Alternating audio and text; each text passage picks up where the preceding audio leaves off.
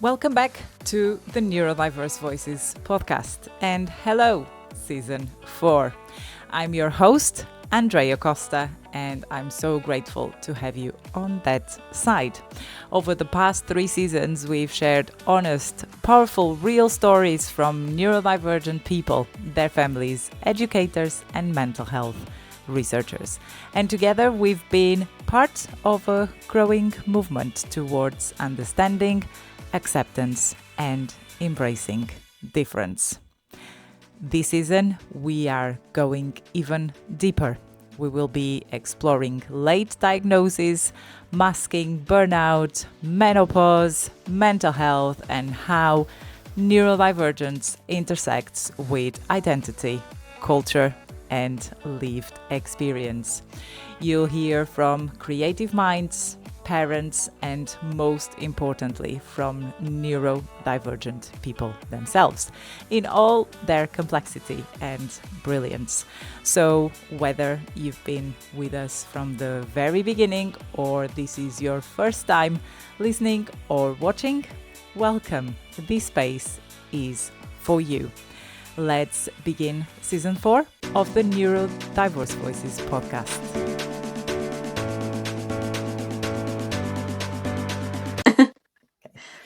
Hi everyone. So we are approaching the end of season 4 of the Neurodiverse Voices podcast, and I could not have thought about a better way to end it with today's guest. She's a certified ADHD coach, a neurodivergent consultant, and she has lived experience of ADHD and as a parent carer of neurodivergent children. So welcome, Ana Bonasera, to the Neurodiverse Voices podcast. How are you, Ana? Thank you so much for having me. I'm so excited to be here. Yeah, finally, it took a while. Yeah. We've been talking about it for a long time, but yeah, I'm very excited to learn more about you, even though I know already quite a lot, but to share your inspiring story with the rest of the audience. So, shall we start with you sharing a little bit more about your journey and how you came to be a mom of 5 children? You are one of my superstars. And how that's been like so far. Yeah. So, I'll just start of a overview of all of the children and then we can work our way through it. So I have 5 children. My eldest is 13, who is on the waiting list with CAMS currently for an autism and ADHD assessment. And then I have almost 12-year-old twins. They were first diagnosed when they were 3.5 as autistic, global development delay, sensory processing difficulties, and both were non-verbal at the time. They now are at a special needs school and have been for their entire school life. They're just moved up to the secondary site. And the global development delay has now changed to a learning disability diagnosis, which is something maybe we should talk about later, which is a big thing which I'm talking about these days, because I only just learnt this after 5. It needs to be changed. So one has severe learning disability and is still minimally speaking, and one is moderate, but he is completely verbal now. So taking very different paths, obviously with the same mother and family. So it's very interesting to see their kind of like different journeys. I then have 2 children with my now husband, and they are Spencer is 7. He is also waiting for an autism ADHD assessment. And then I have a 2-year-old girl who is absolutely wild and amazing, but very independent woman already. So I'm kind of scared for the future of what that's going to bring. Having a girl is so very different to having boys. So we have a very kind of like wide variety of spices in our household. And then I was diagnosed ADHD in February of this year at 32. And then I had an autism assessment 3 weeks ago, which was a very strange process. And I'm still waiting to hear back about the results on that one. So we'll see. Yeah, wow. And yeah, Mila is definitely yeah, I love your posts on social media. She's the cutest, and yeah, you can see she has a strong character. Might be a bit of the Italian blood Maybe. that there is flowing. So yeah, thank you so much for sharing, Anna. So focusing now on your ADHD, so you mentioned the autism assessment, but let's go back to Mhm. the ADHD assessment. How Yeah. was it to go through both of them? So the ADHD was, I went for the right to choose pathway, which is where the basically obviously the NHS is overwhelmed with how many assessments there are, so they are taking on third party private kind of companies to assist, so you don't have to pay for it. There's kind of like a lot of talk about, oh, you have to pay for it now. That's not the case at all. It is only in England, so it's not the whole of the UK, unfortunately. But I went with Psychiatry UK. It took just over a year. I had a really great experience, had a really lovely psychiatrist, and kind of explained, she goes through and asks you all the questions like she needs to know about your history and like how it showed up in childhood. And I think that's really hard, because trying to remember what you were like, and I struggled more in the autism assessment than I did in the ADHD, trying to remember.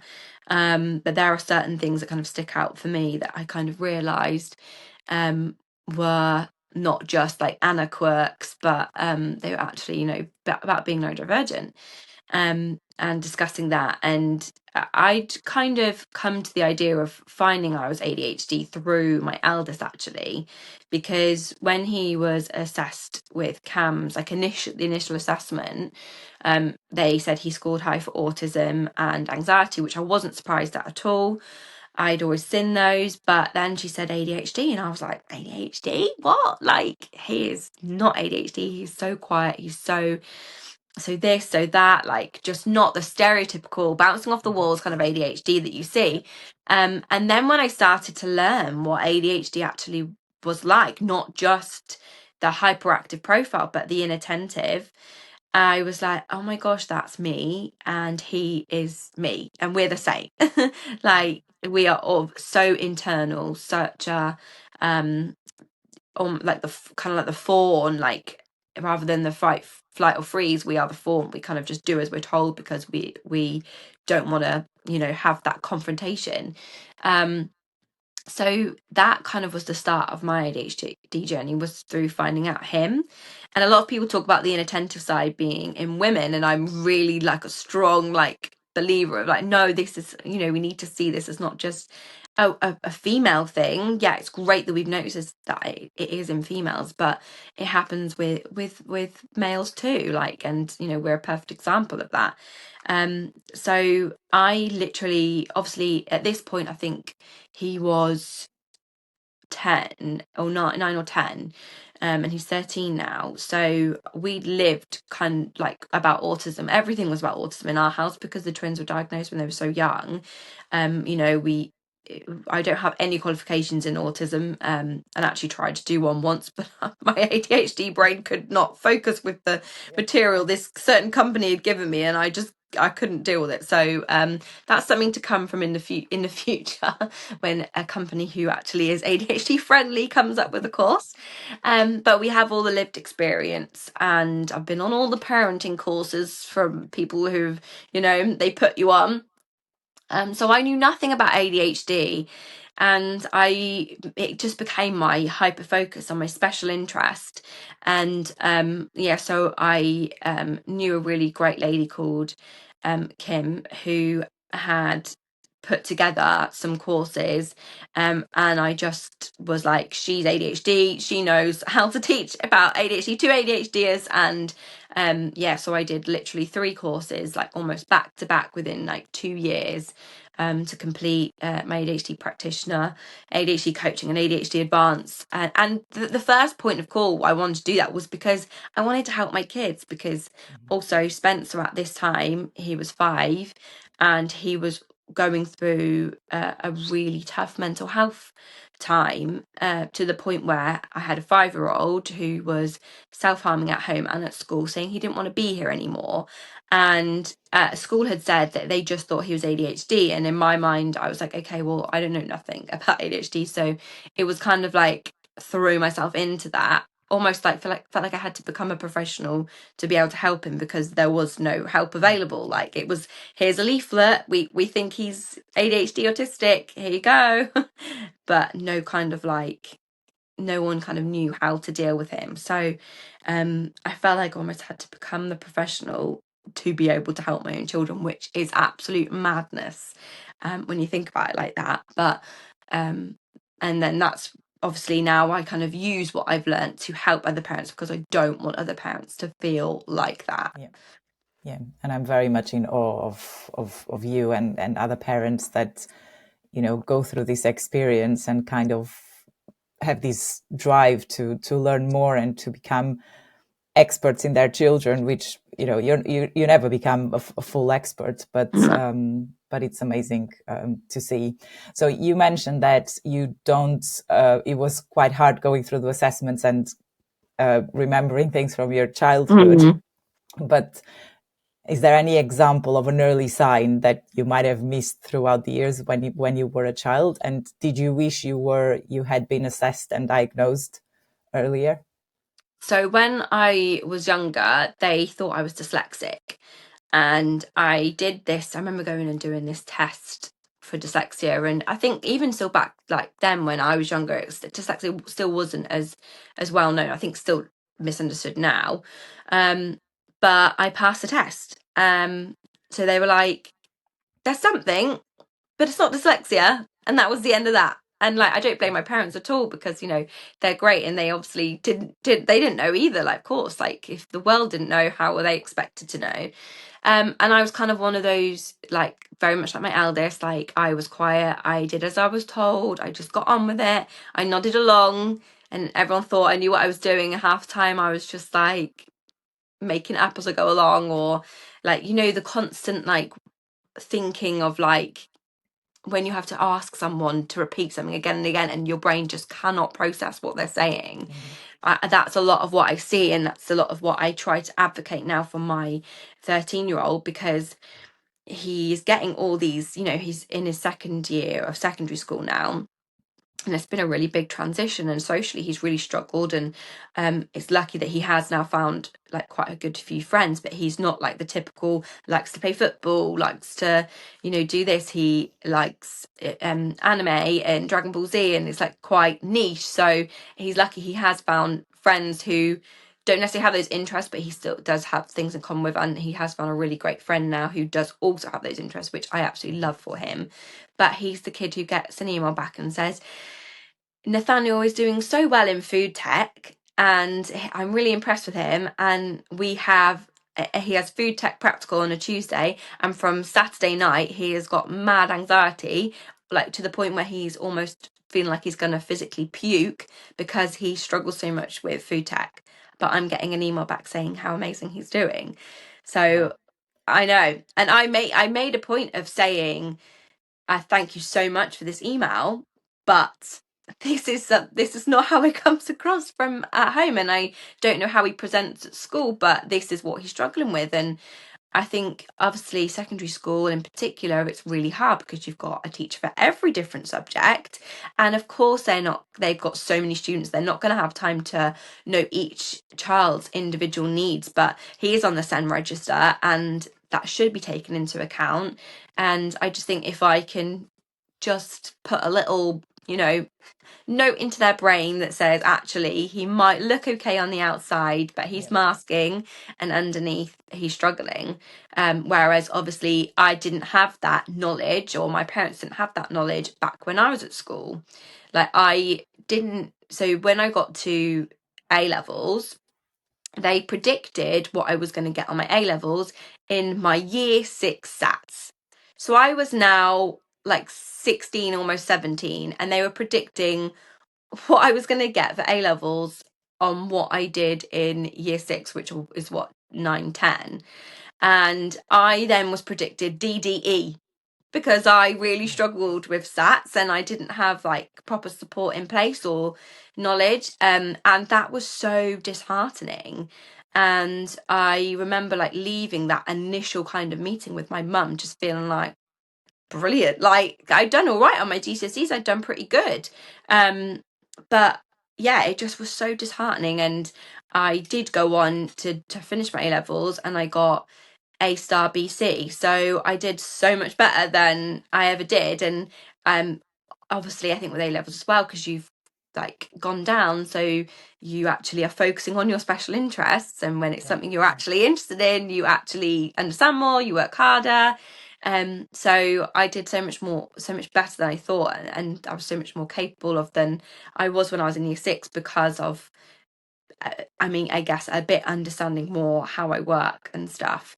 So yeah, so it's really interesting looking back and noticing things, and I definitely wish I'd been diagnosed sooner. And I think going, away from school and to more the mental health side, I've struggled with my mental health, and as we're recording, it's World Mental Health Day, so it's really fitting.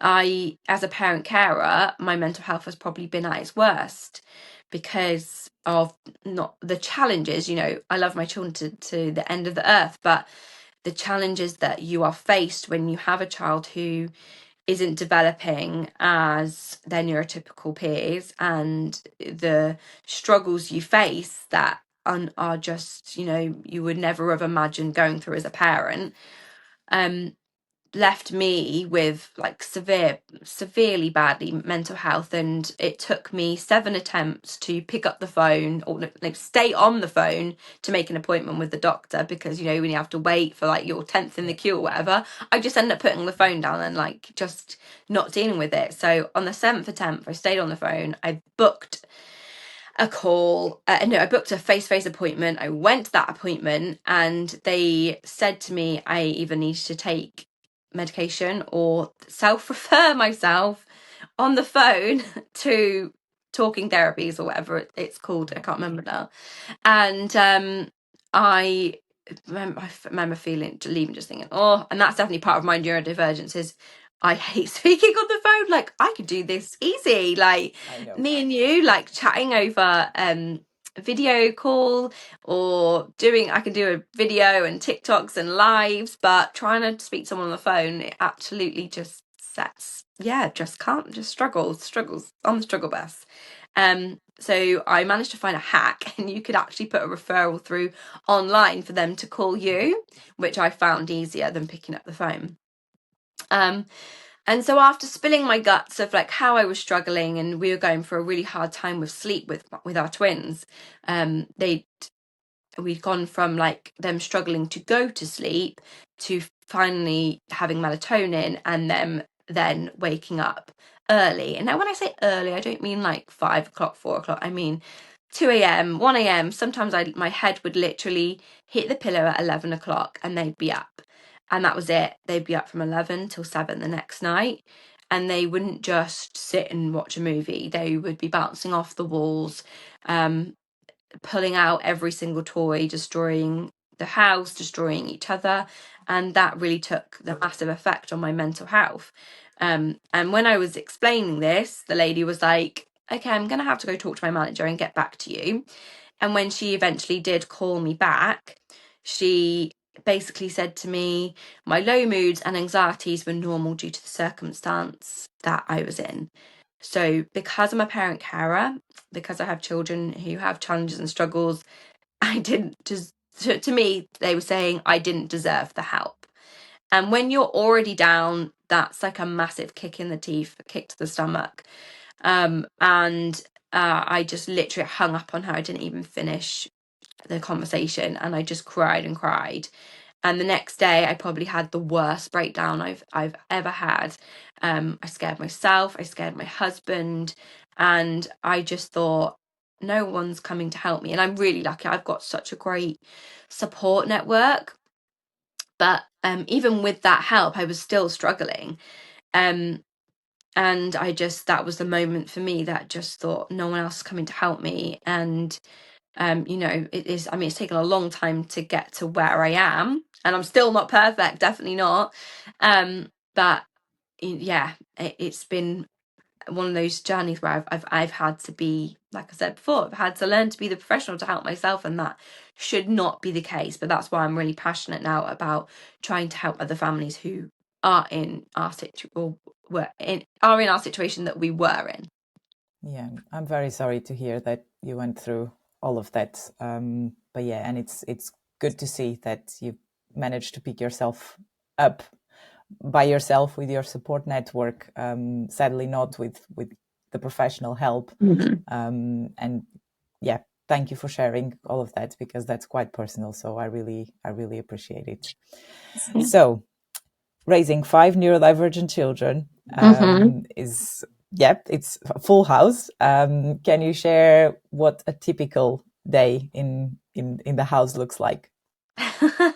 So I try and escape from my 2-year-old in the morning so that I can go and wake up my eldest Nathaniel, because he struggles really getting up early and getting ready, and he needs a lot of time, and he's quite needs a slower morning. So if I can wriggle away from her on my own, I'll go downstairs and I'll sort the animals out, and I'll try and gently wake up Nathaniel, and then I'll make us some yogurt, Greek yogurt, get that protein in, really good for the first thing in the morning, helps your brain. Some yogurt and honey and raspberries, and we have a little bit of like what's it called, like granola type of thing. So we start our day and we kind of like have a little kind of TV show that we watch. So we're currently rewatching Parks and Rec together, and just have hopefully half an hour without little feet coming down the stairs.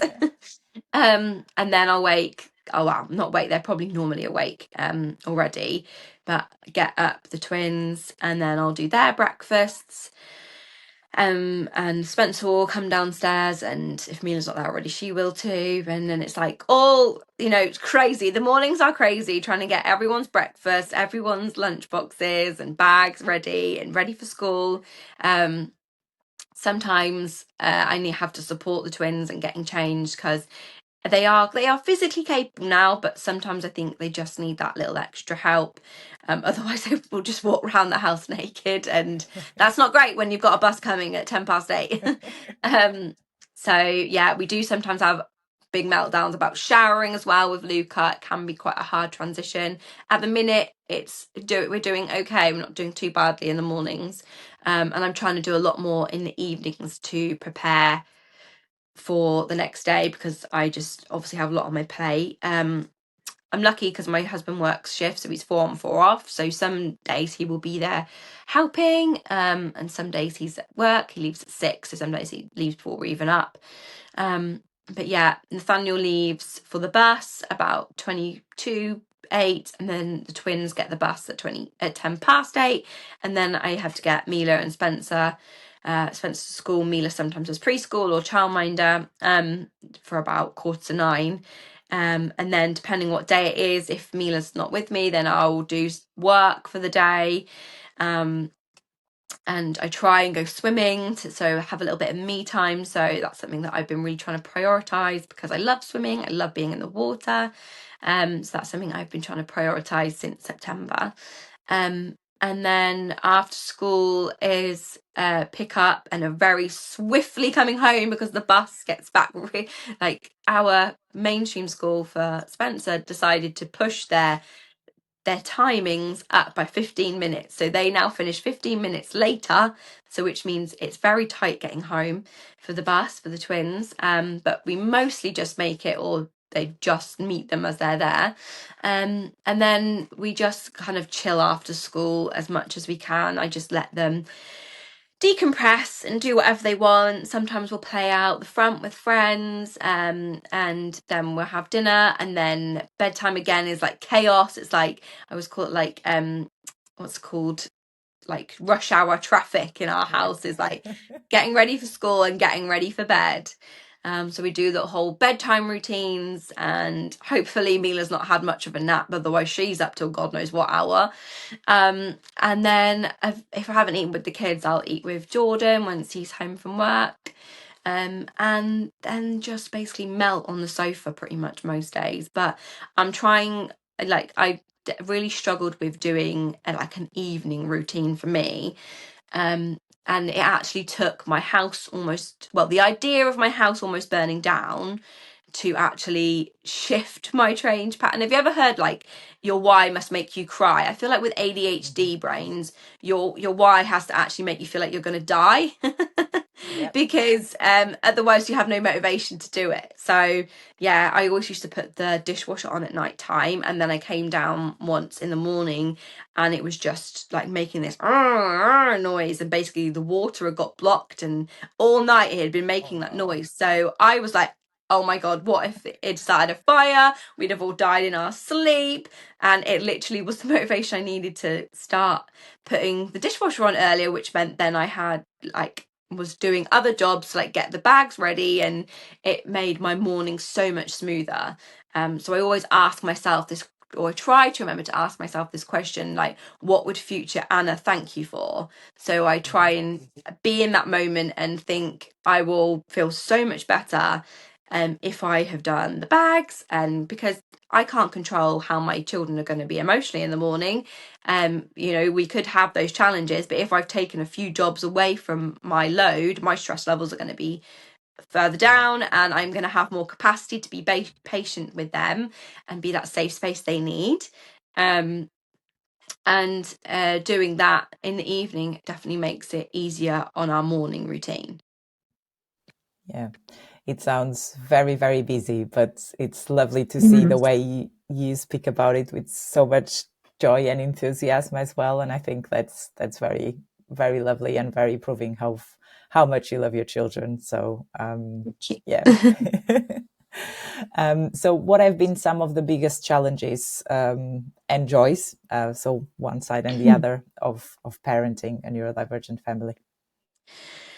So sleep has probably been the biggest challenge we faced, and I was talking a bit about that earlier. So when the twins were first diagnosed, they were still in cots. They were 3.5, which seems really big, but they were safe in there, and they couldn't hurt each other or themselves or get into any trouble. So I kept them in there as long as possible. And then when they started realizing Jude realized he could climb out. So he had to go into a bed, but then he was like free in the room, like running around. And then I realized that Luca was then pulling the slats out of his cot and then throwing them at Jude. So he had to then come out of the cot as well, which meant they were literally like trying to kill each other pretty much. It was like these two tiny little toddlers, honestly, like fighting on it. It was absolutely crazy. And we tried everything, like when people say, oh, we tried this, we tried that, we tried everything. We tried like lavender sleep pillows, sprays, and creams, and sensory lights, and bedtime, the bedtime story that's supposed to set everyone to sleep, but I can't remember what it was called now. But yeah, we tried everything, and it was just meaning, like, at that point I was trying to work in the evenings because I had them all daytime. I wasn't getting any work done. I wasn't having time to do anything with Nathaniel, so no quality time with him, bless him, and no like not being able to help him read or homework and stuff. It was literally like I was sat on the top of the stairs trying to keep them in their bedroom and keep alive as well. So I kind of felt bad about the idea of melatonin. And I had this conversation recently with a friend who's just got it for her son, and I'm not a big I try not to use medication as little as possible. And I was like really like, oh, I just felt bad. I felt guilty. I felt, shame. My children don't, but melatonin is a natural thing that we create, and it's just something that they just don't create in their bodies. So I was like, okay, let's try it. And I remember the first time they took it, it was like, wow, like I sat in between them, read a story, they sat in their beds and fell asleep before I'd finished the story. It was like magic.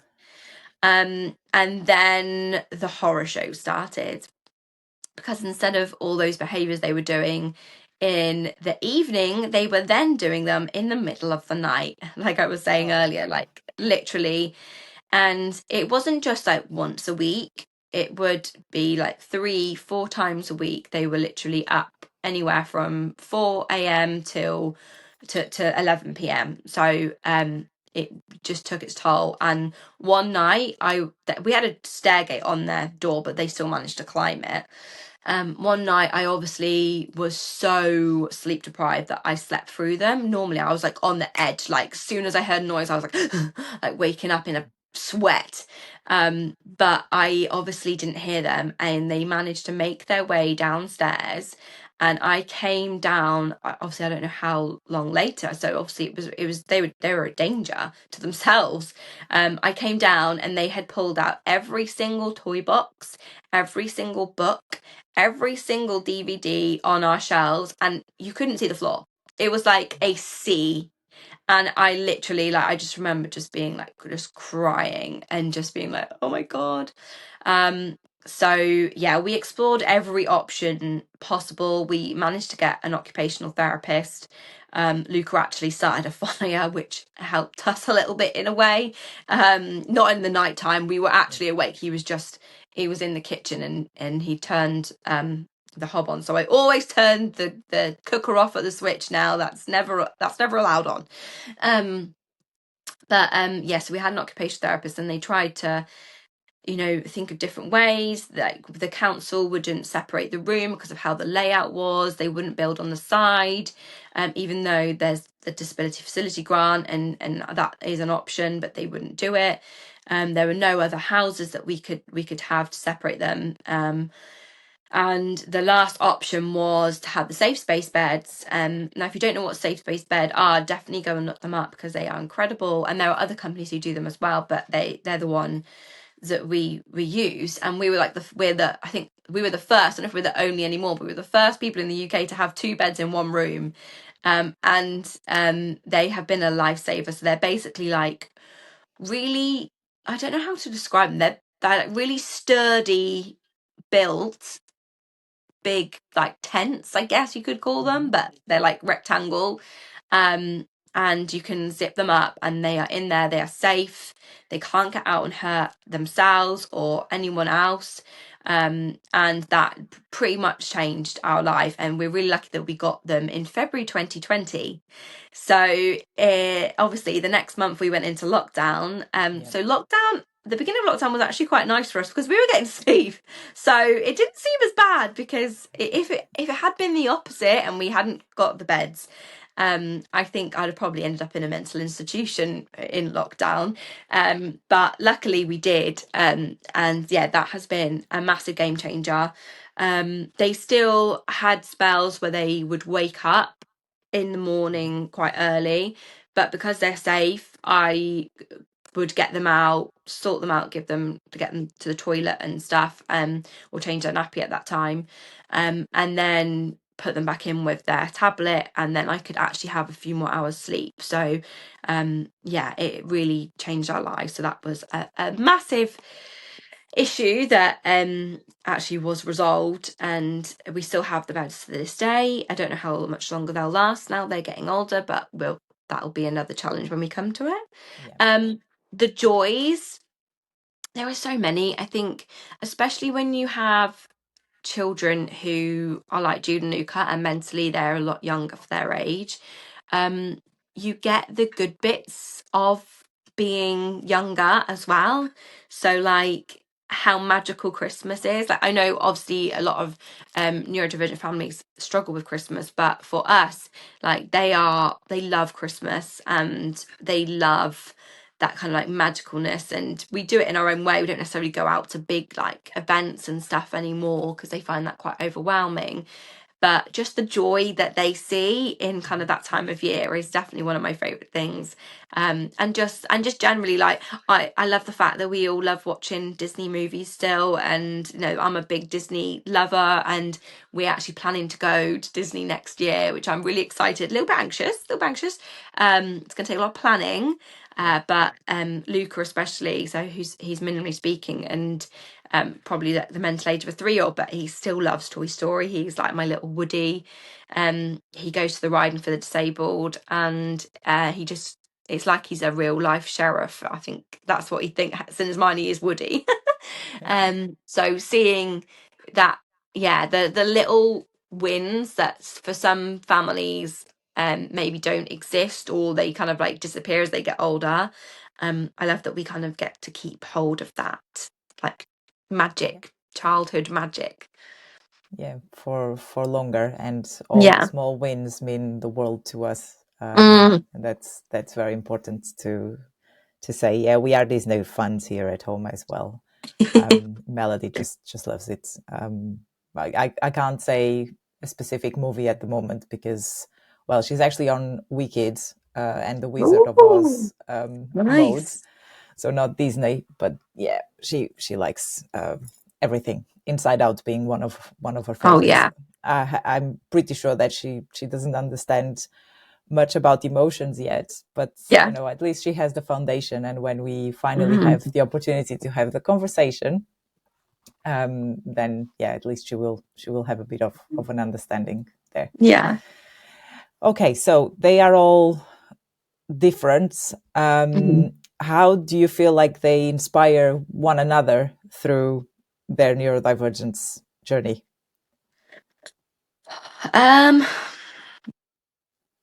That's a really hard question. Let me ever think. Or maybe how do they complement each other, if that's the case, because it might not be the case. So I think it goes through periods of time as well, like as like Nathaniel and Spencer grow up and are obviously I still think in some areas they have like that 30% delay that ADHDers do, probably like in emotional intelligence more than anything. But at one point in time, Jude, who is like 5 years older than Spencer, they were really quite friendly and played because they were obviously mentally the same age. And really kind of like had a lot of interest together, so they spent a lot of time. So it was really lovely to kind of like see that period of time where they kind of like interacted. And this is coming from, like Jude and Luke were always described as being in their own world. So if you have a child and you're listening and that's you, like there is hope that they do interact, and that he does spend a lot of time on his own, Jude, kind of he likes to make videos and stuff, but it's nice to see them kind of like interact with each other. I think it makes them more I want to say it makes them more aware of other people around them. Like I think once Spencer came home and was like, oh, talking about this child, I think they're a bit like Jude and Luca. So he like kind of like had that understanding. But I think it's also really tough being the young carers, because at the minute the twins are hitting what I think is probably like puberty, at almost 12, and Jude in particular is becoming very cheeky, and he is constantly like repeating lines from like different videos he's watched, which are like pranks or like jokes and stuff. And Paul Spencer like ends up getting the kind of like the rough deal of it, because he ends up being like the butt of the jokes, and it gets him really angry then. So I had to sit down and like and have a chat with him and just like try and explain to him, because I said, it's not an excuse. I don't excuse this behavior, but it is a reason for why it's happening. And obviously I then do tell Jude that you can't say that it's mean, and try and explain to him on a understanding of what, on a level of what he understands at his mental capacity. Because they were really good friends at one time, and now it's kind of like Spencer's almost like going over his age mentally, but physically Jude is like, it's so strange. But I think it gives them a better understanding. And I know with Nathaniel, he's I try and speak very openly to him about how he's autistic ADHD, and as am I, and kind of like, because we're so similar, I think I explained to him very openly, like, this is this thing you're struggling with, and this is why, and this is, you know, what we can do to help. But maybe to the point where he's now going round and having conversations with his peers at school, being like, oh yeah, we're like this, aren't we, because we're both autistic. And I was like, you can't go around diagnosing people, darling. Like, I know we have these open conversations and there's absolutely nothing wrong with being autistic or ADHD, but that's a big bombshell to hit someone if they haven't realized themselves. So, you know, let's maybe just bring it down a little bit. Yeah, so that just literally made me laugh so much. But I love that he has this awareness, and we can have these open conversations, and I would love to have been able to understand myself at that level at their ages. Yeah, but that's quite cute, and I really love the fact that they are aware of in their own way, you know, even if they are not there emotionally, there's that awareness, and you know, there's acceptance of each other. Which is great. Okay, so now moving on to your coaching and advocacy work. You're a certified ADHD coach. That happened recently, from what I remember. So what led you, I think you explained what led you to this path, but how has coaching impacted your own life and the family?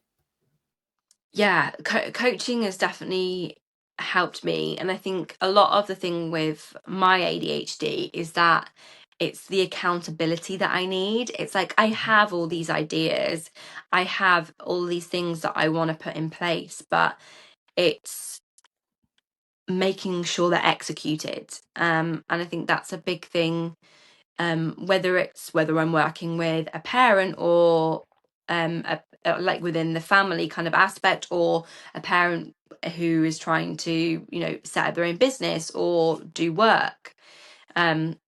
I think it's really important that they kind of have like being that person who can go like, right, hold on a second, you're going a million miles an hour. Let's just take it back a step and break down what it is you've told me and what it actually is that you want to work towards. Because I don't know about you, but I had never, when I was diagnosed, a lot of people talk about this kind of grieving process you go through of like, kind of like the life you would have had if you had known.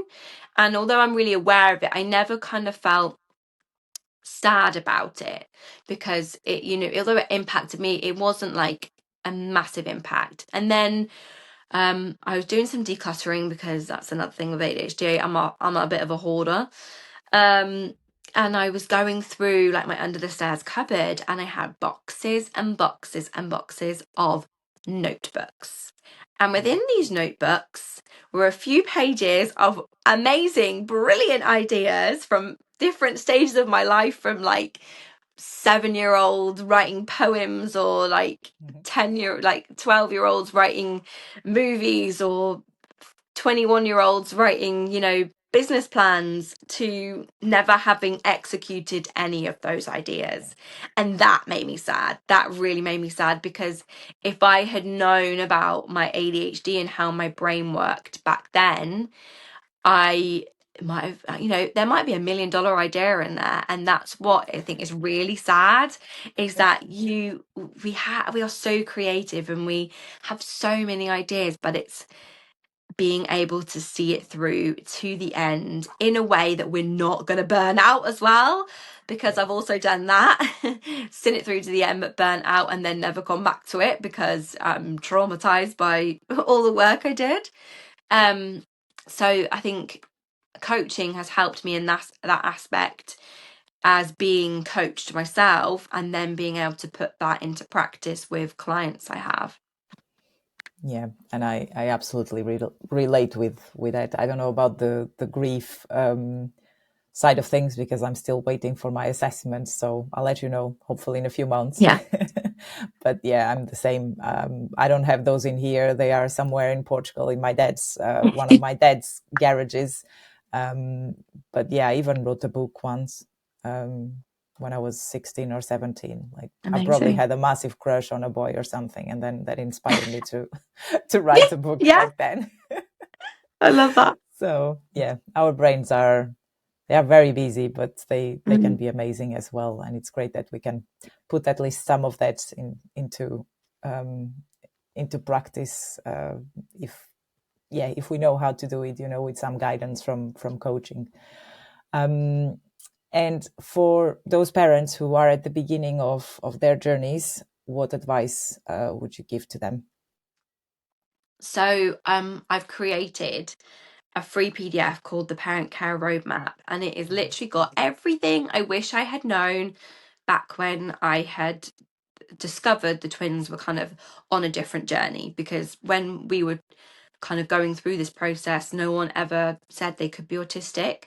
It was just a bit of a living in limbo. Something's different, something's wrong, they said at the time. Obviously, I know it's not wrong, it's just different, but that's how it came across.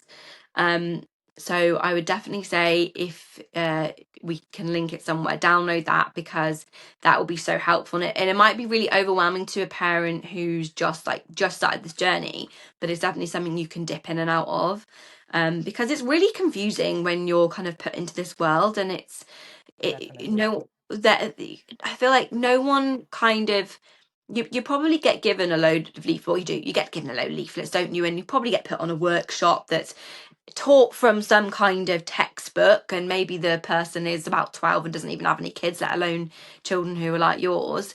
And I think, coming from the experience, like, I've had a lot of help not foretold to me that was available, which I really could have done with a long time ago.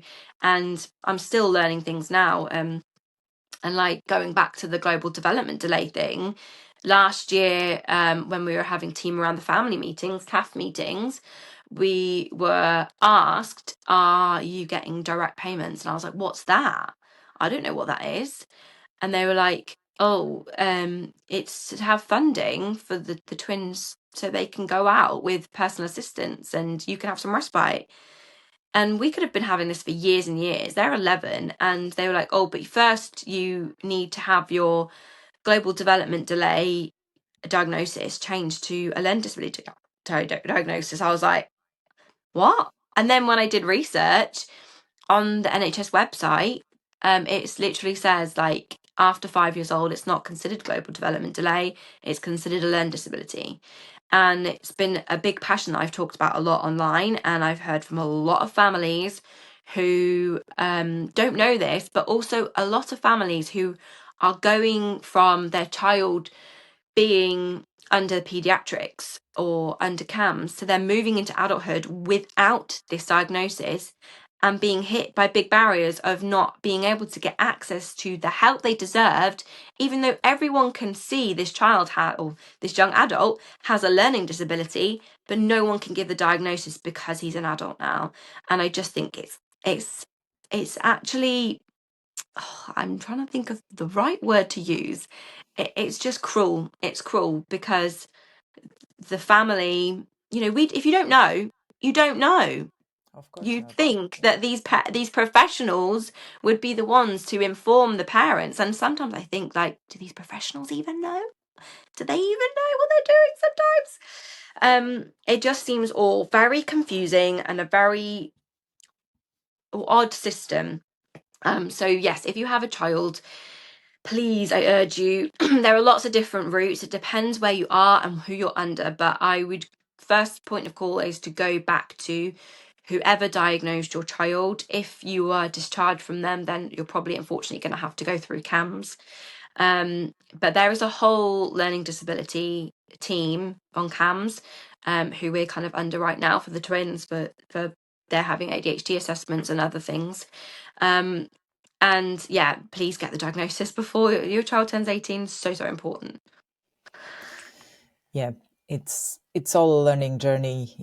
It's sad to see that there is lack of awareness in many senses within professionals, but I think that for them, it's also about learning and understanding, Yeah. and being willing to join this journey with us together. Yeah. But yeah, I will put the link to the parents roadmap Thank you. on the episodes release so that people can have access to it. In terms of, so we started talking about systems like the healthcare system. Now moving on to the education system and the wider society, what do you wish was better understood about neurodivergent families? I mean, I think obviously there's a lot going on with schools, isn't there? And so many SEND families are being failed. I think it needs to go back, like way back to, not the individual school, not the individual teacher, but it needs to go back to how teachers are trained. Like, they don't just need a half a day on send. They need, if there aren't going to be enough special needs schools, then mainstream schools and mainstream teachers need to have the appropriate teaching of how to deal with, how to help our children thrive and not just survive, because there are children who are struggling to get into school. There are children who are struggling in school that don't look like they're struggling in school, but they are. And it just doesn't need to be like that. I mean, I think the whole education system needs a look over anyway, but I just wish that there would be, I think if autism and ADHD strategies were put in place for the whole class, I think most students would actually benefit. Having a few more movement breaks might just seem like a big disruption, but would it actually help most children? Potentially. Yeah, I just think there needs to be more reasonable adjustments and more honesty as well within the schools. Like, we were having this conversation at a coffee meeting the other day at our school with the new Senko, and like just saying what actually is available, what actually are you able to do, because we understand the funding isn't there. So what are the actual reasonable adjustments that we can actually put in place? And in Oxfordshire we have an ordinarily available provision plan. But I don't even know if most schools know this is a thing, let alone follow it. So that's a really important thing that parents can have access to. It should just be on the county council website, and I think most counties have it as well. So if you're not in Oxfordshire, it's something to look into, the ordinarily available provision. And go to your school and say, is there something that is available that you're following? Because schools don't have to. It is more of a guidance than a kind of, you have to follow this. But it's a good place for parents to understand what could be available for their children, and advocate for them. And also, I wish that parents would just be respected and heard, and instead of just being like, well, they're fine in school, understood a bit more. Like, with Nathaniel, obviously he does mask a lot, but with Spencer he does show his struggles in school, so we don't have that fight. But I know so many parents who do, and I stand with all of us parent carers, not just, might not be our experience, but it just send generally needs, we just need to be respected and understood. We are the experts in our children at the end of the day. We see them, and just to be believed, just to be believed that what we're telling is truth rather than questioned.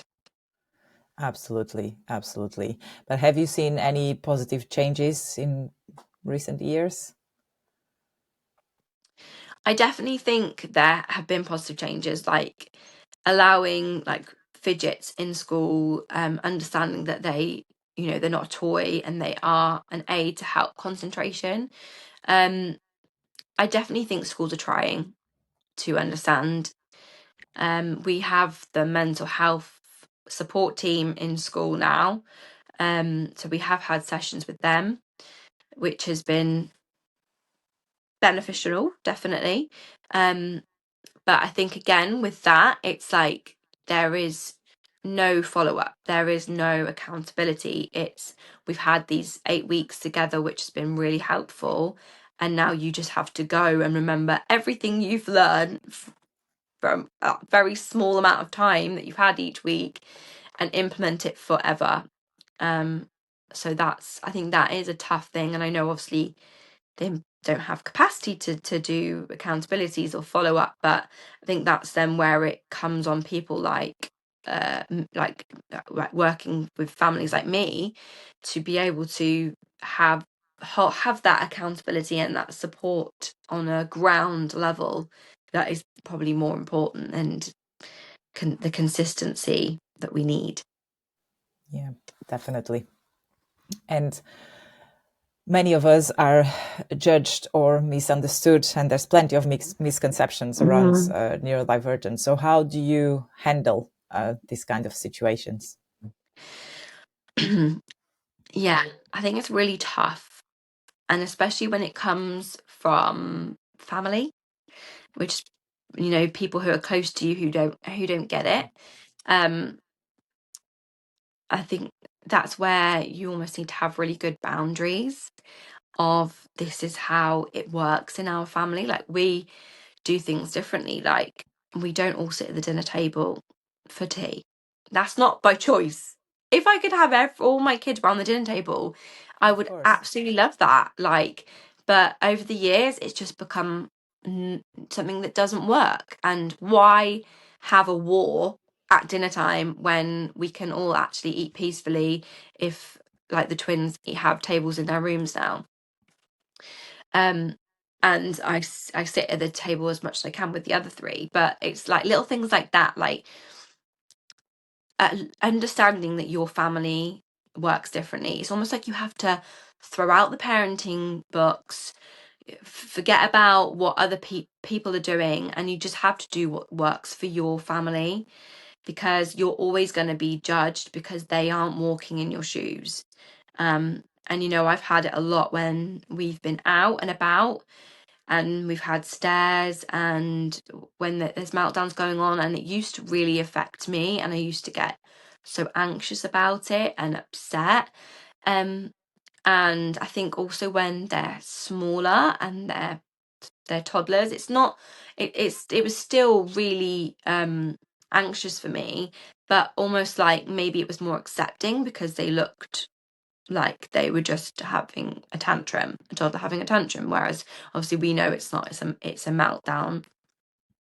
But now they are 12 and we're having these big explosive emotions. It's really tough. And we have sunflower lanyards, but I never know how much people of the public who don't have families like ours understand what that means. I agree.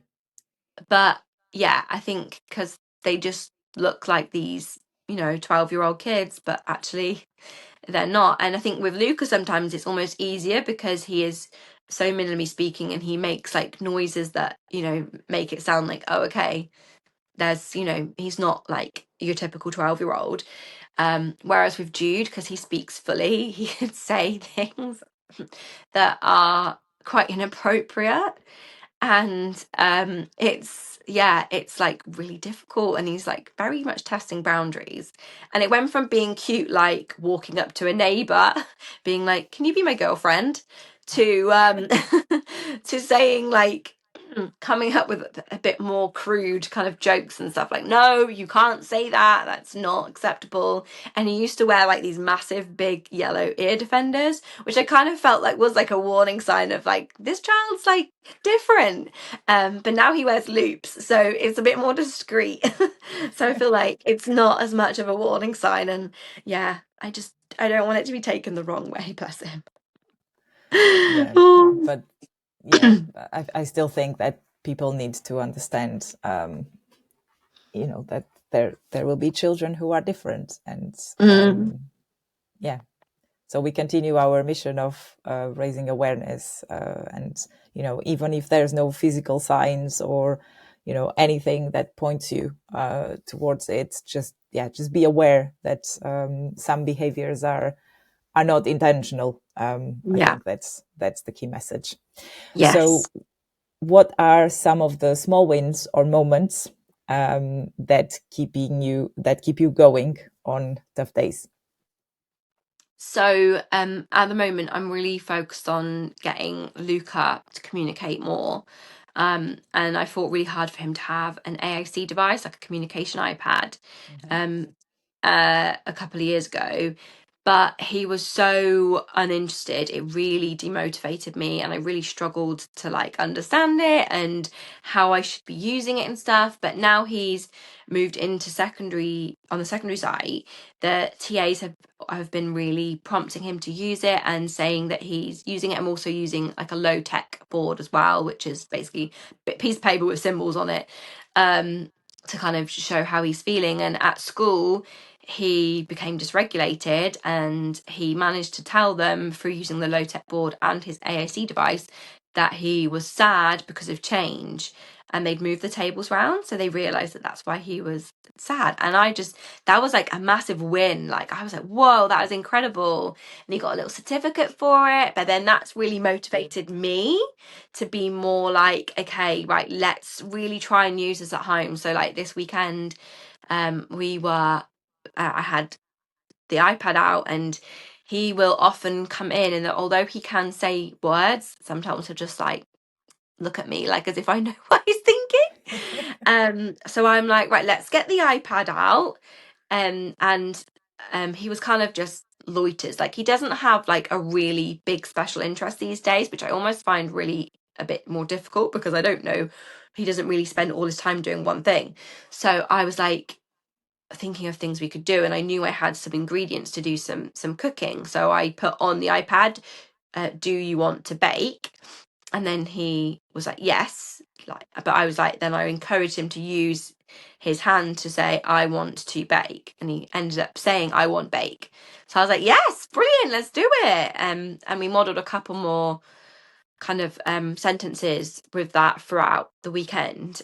So that's like a big win in our house right now, and that's keeping me motivated that the school are really doing it as well. It's really encouraged me to be more proactive with it too. Yeah, that's fantastic.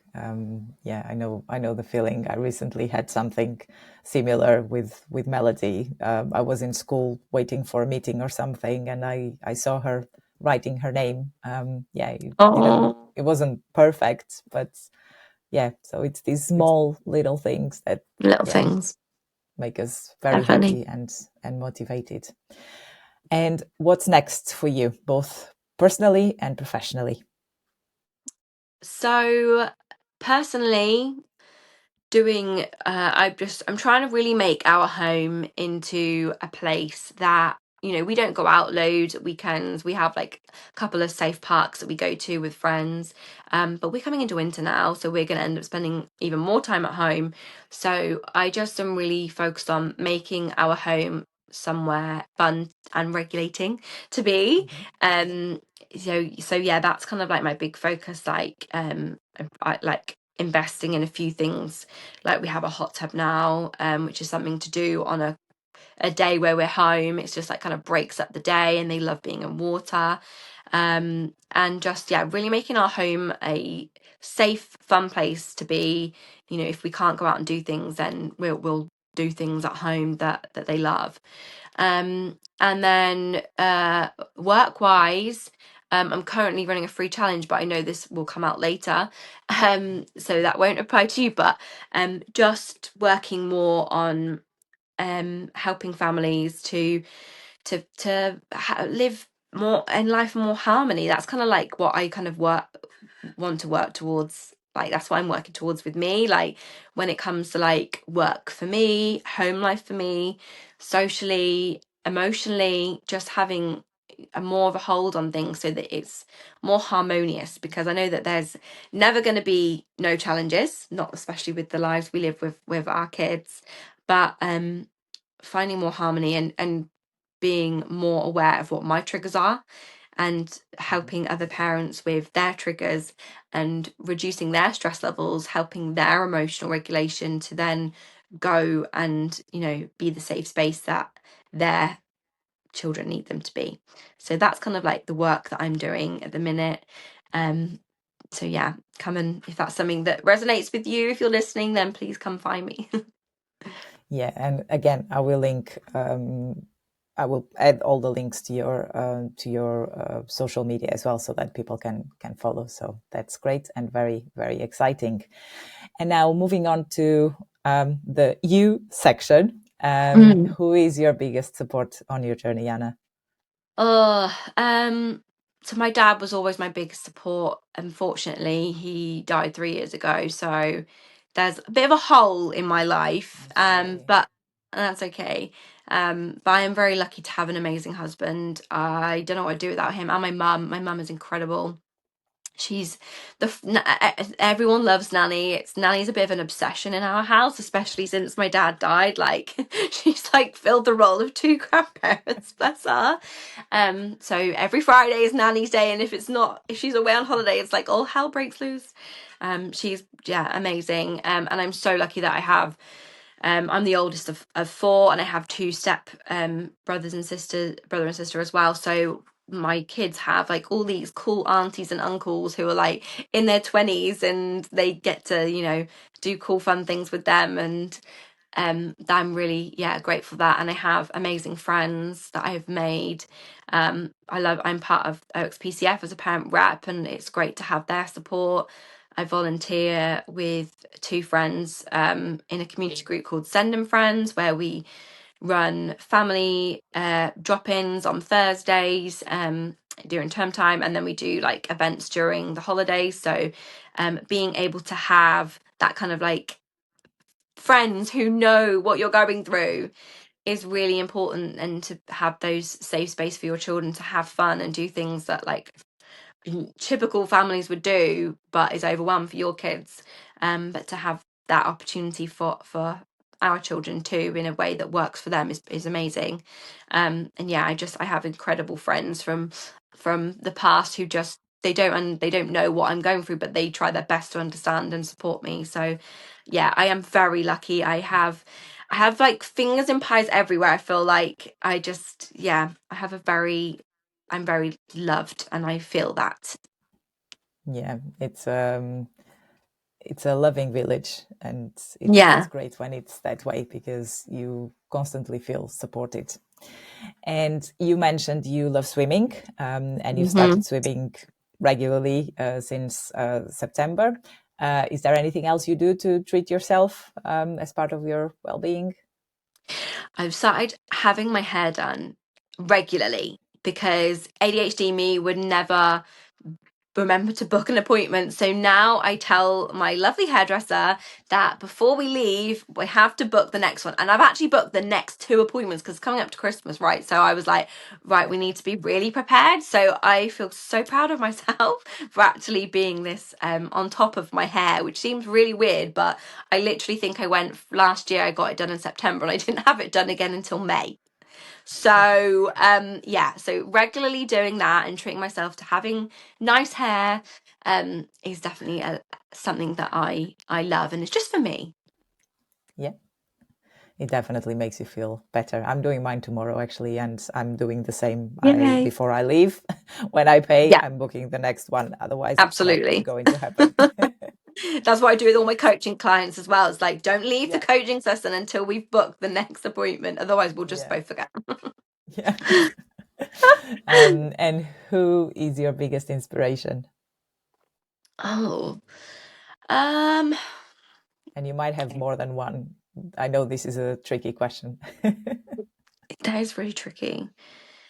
I think my kids just keep me inspired. Like, I just love watching them and their passions. And like, even though I literally don't know nothing about anime and Dragon Ball Z, but I will sit there and I will listen, and I will ask questions. I don't understand, but I'll ask questions and I'll listen to them. And and like Jude with making his videos, like he is crazy good at editing, and I've never taught him anything. And I know I'm pretty good at editing, but he's amazing for an 11-year-old. And just I love seeing them a passion, and they definitely inspire me to be more passionate about my passions and dive right in. And Taylor Swift's always inspiring. Melody will agree with you on that. Although, the phase is gone but there was a period of time when we were falling asleep to all of the Taylor Swift songs. And I kind of learned them naturally, but yeah. Love it. And I love your Taylor Swift cardigan, by the way. Oh, It looks I had really to good. get it. I had to treat myself. It was beautiful. Yeah. And if you were a superhero or had a superpower, who or what would that be? And how would you use it to make the world a better place for neurodivergent people? So this is a question that my eldest asks me all the time. Literally, what superpower would you be? And I think I would like to be super fast, because then I feel like I could get so much done. Either that or be able to stop time, so I could do the things. But I don't know how that. I guess that would kind of help neurodivergence, because maybe I could do more advocating if I was super fast at it, and get more things done. Yeah, or maybe like Hermione in Harry Potter, where she can be like 3 different people at 3 different times. That would be useful. Yeah, and then I could spread myself without spreading myself thin. Yeah, so you would be the Flash. He's actually one of my favorites. Yeah. And he can stop time as well, and time travel and all of that. So yeah. See, we're Marvel people. I'm not what. Yeah, we're a Marvel family. So yeah, I'm more Marvel as well, but I do like some of the DC ones, and the Flash. I love the actor Grant Gustin. He used to be on Glee. oh yeah, He does tap dance. So yeah, I watched all the 8 seasons. A few years ago. I think through COVID. That's when through the lockdown. That's when I caught up with all of them. But yeah. Okay, and going back to music, if there was one song that captures your journey, either as a parent, as being neurodivergent, or both, what would that be? It's a difficult one again. oh God, I could think about this all day. I should have prepared for this one. I always used to say that the song "This Girl Is on Fire" really represented me. So I'll go with that one, just because I don't want to take up all your whole day thinking of a song. But yeah, I always used to use that. I mean, I used to have like proper like orange hair, which is why I used to be called have that song in my head. But yeah, I feel like I'm on fire doing lots of things, getting myself out there and advocating. Yeah, and just to double check, that's Alicia Keys, right? Yeah, Alicia Keys. Yeah, because that could be another one, but that was the one that came to me. Yeah, it's a great song, and Alicia Keys, she's fantastic. She has an amazing voice. So Really, good. yeah. And if you had the chance to go back in time, what would you tell little Anna, knowing I would what be you know like, today? you're a raging ADHDR, most probably autistic. No, I get that would be so overwhelming. I would just be like, don't be afraid to be yourself. Just love what you love, be who you are. And if people don't accept you, then move on and find people who do. Yeah, that's a great message to go back to, and yeah, that's how it's actually interesting when you grow up and you look back in time. There's so many things that maybe you wouldn't even do them differently, but you just wish a bit of what these days, Yeah. isn't it? Yeah. And what are your hopes for the future? I hope that we just live in a world that understands that there's not one brain type, and that learning doesn't have to just be sat at desks. And I'd love to see the education be more practical and more actually useful, of things that we actually need in life, right? Whereas, who uses algebra? Not me. Just more practical things, that actual learning that's going to help our children go into life and actually be able to live a happy life, rather than just different subjects that maybe go too in depth about, that we're just never going to use. Yeah, and that you will have forgotten by the age of Yeah. 18 or 19, because you learned them 10 years ago. So I totally agree with that. And life skills are definitely much more important, because those are the ones that stick with you. And you need, of course, if you want to study something specific like algebra or science, because you want to become a scientist, that's a different story. But there should be that option and more those choice choices. I guess. Yeah, exactly. Okay, and finally, if your heart had a voice, what would it tell us?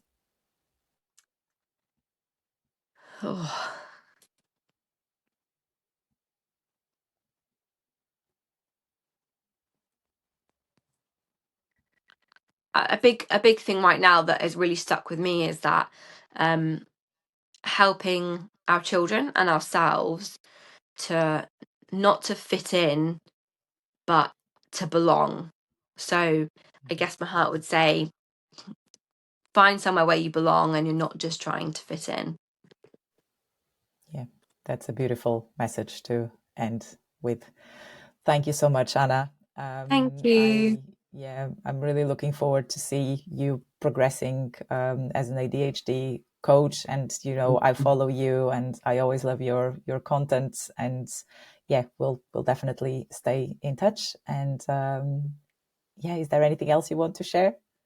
No, just thank you so much for having me, and it was a pleasure to be here. Yeah, thank you so much for the opportunity again to share your story and your lived experience with us. Thank you. Thank you.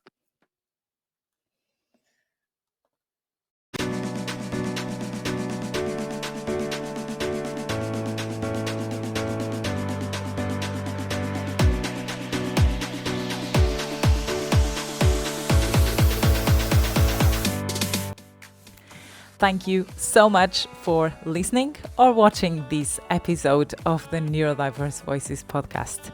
Also, a huge thank you to today's guest for sharing their story with such honesty and insight. If you found this episode valuable, please share it with someone who might need to hear it. And don't forget to subscribe, leave a comment, or follow us on social media. It really helps others finding the podcast. You can find all links to everything we talked about today in the episode description. This podcast is about connection, community, and change. So let's keep the conversation going.